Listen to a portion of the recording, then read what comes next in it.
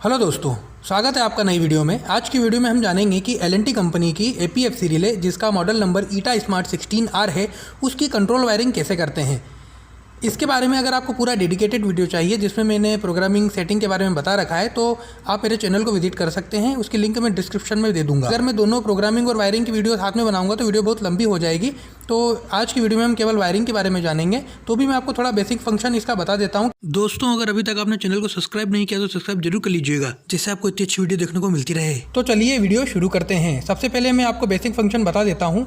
Automatic power factor controller relay किसी भी plant के पावर फैक्टर को इंप्रूव करने का काम करती है। इसमें डिस्प्ले दी हुई है। डिस्प्ले में आपको ये बताता है यह कि आपके कितने कैपेसिटर चालू है, कितने कैपेसिटर बंद है, साथ में आपका पावर फैक्टर क्या चल रहा है। अगर आपका पावर फैक्टर में रिले में कुछ भी अलार्म आ रहा है तो उसका भी इंडिकेशन ये देता है।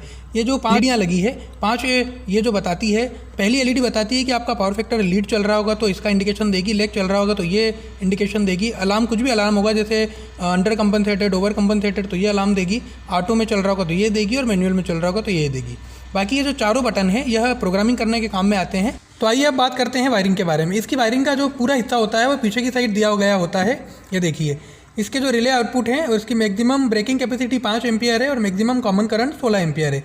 अगर रिले के किसी भी पॉइंट से 5 एम्पियर से ज़्यादा का करंट फ्लो होगा तो रिले का पॉइंट खराब हो जाएगा और कभी काम में नहीं आ पाएगा। और मैक्सिमम कॉमन करंट 16 एम्पियर से ज़्यादा होगा तो रिले की मेन MCB ट्रिप हो जाएगी और रिले बंद हो जाएगा। बात करते हैं कि हमको इस रिले पर कहाँ पर लगाना है जिससे हमें अच्छा पावर फैक्टर मिले, इसे कहाँ लगाया जाता है और इसे कैसे सप्लाई दी जाती है। तो मैं आपको देखो इसे पास से दिखाता हूँ कि इसके लिए आपको क्या करना पड़ेगा। ये जैसे ये आपका लोड है, मतलब ये पैनल हो गया और ये आपकी मेन सप्लाई है जहाँ पर AC सप्लाई लिखा हुआ है।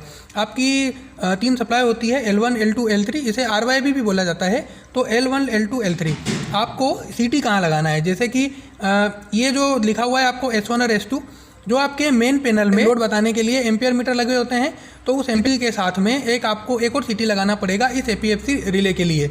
और उससे जो आउटपुट निकलेगा उससे S1 S2 जो 2 वायर निकलेंगे वो 2 वायर आपको निकाल के यहाँ लगा देने हैं। अब जैसे हमारी CT रेशियो जो भी हो, आपका 1600/5 का हो, 1000/5 का हो, वो फिर आपको इस मीटर को सप्लाई देके चालू करके वो 1600 का CT रेशियो इसमें डालना होगा।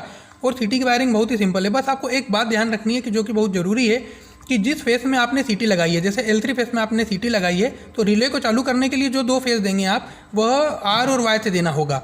मतलब कि L1, L2, L3, जैसे तीसरे नंबर में आपके ने CT लगाई है तो आपको रिले को सप्लाई पहले और दूसरे से देनी होगी। मतलब B से अगर आपने CT लगाई हो तो R और Y से आपको सप्लाई देनी होगी। तो बहुत सिंपल है यह। CT के जो 2 वायर आ रहे हैं वो आपको यहाँ पर लगाने हैं। और जो सप्लाई वोल्टेज है, जैसे आपने आपकी मेन सप्लाई का R और Y फेस लिया, L1, L2 से 2 वायर निकाल के लाके आपको यहाँ पर लगा देने हैं U1 और U2 पे।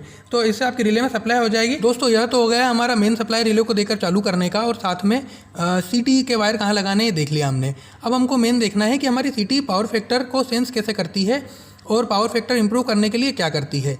ठीक है, तो सबसे पहले क्या होगा, आपने जो भी पैनल में CT लगा रखा होगा उसका CT रेशियो इस मीटर को सबसे पहले आप सप्लाई देंगे, दोनों सप्लाई देंगे तो चालू हो जाएगा ये। उसके बाद इसमें आपको CT रेशियो डालना है। जो भी आपने CT लगा रखा है, जैसे 1205 का, 1605 का, 1005 का, उसमें चालू करके CT रेशियो उसमें डालना है। तो उससे क्या होगा, जैसे ही आप CT रेशियो डालेंगे उसके बाद में उस रिले को पता चलेगा कि पैनल का पावर फैक्टर कितना डाउन चल रहा है। उस हिसाब से रिले जो है वह इन बाकी जो 16 रिले हैं, क्योंकि इसका मॉडल नंबर ईटा स्मार्ट 16R है इसलिए इसमें 16 रिले है। अगर 8R होती तो 8 रिले होती, 12R रहते तो 12 रिले होती।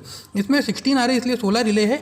तो यह सेंस करके इन रिले को चालू करने के लिए सिग्नल देगी। और जैसे ही वह सिग्नल देगी तो जैसे माना कि 16 रिले में से पैनल का लोड अभी माना कि 100 एम्पियर है।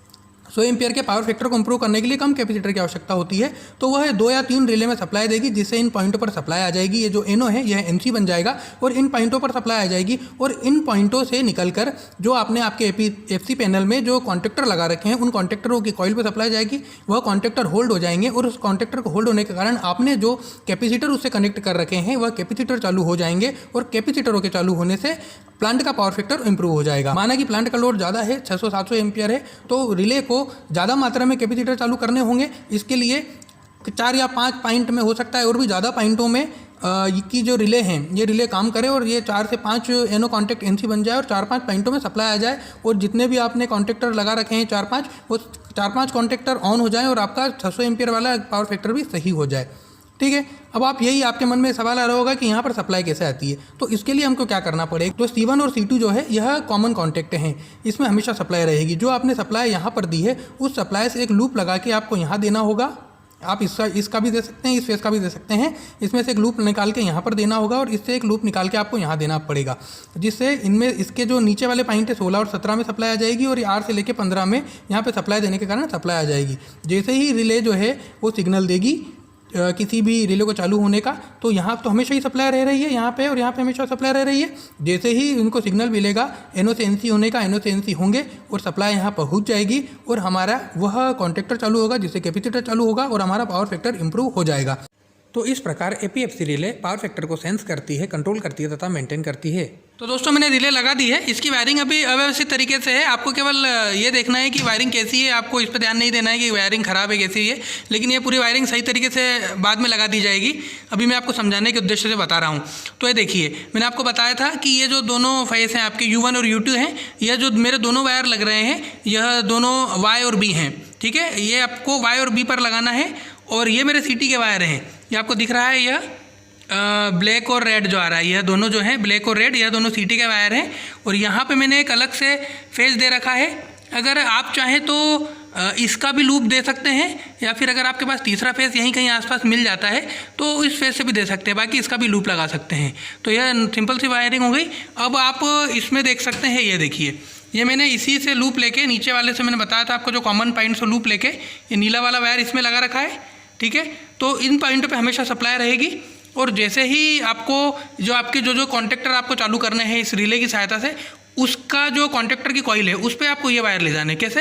ये 1 नंबर 2 नंबर ऐसे आपको 16 पॉइंट है, यहाँ पर 15 एक नीचे है, तो इस पॉइंटों पर आपको सप्लाई देनी है। तो जो रिले जब भी चालू करेगी कैपेसिटर को, तो कैपेसिटर को चालू करने के लिए इस पॉइंट में सप्लाई आएगी और इस पॉइंट पे सप्लाई आने के बाद में कॉन्टेक्टर पे सप्लाई जाएगी, कॉन्टेक्टर होल्ड होगा और हमारा कैपेसिटर APFC रिले की सहायता से हमारा पावर फैक्टर इंप्रूव हो जाएगा। दोस्तों अगर आपको रिले से संबंधित कुछ भी डाउट हो, उसके प्रोग्रामिंग से या फिर उसकी वायरिंग से संबंधित कुछ भी डाउट हो, तो आप मुझे कमेंट में पूछ सकते हैं। और अगर दोस्तों आपको वीडियो पसंद आया हो तो मेरे चैनल को जरूर सब्सक्राइब कीजिएगा, मेरे वीडियो को लाइक कीजिएगा, अपने दोस्तों के साथ शेयर कीजिएगा।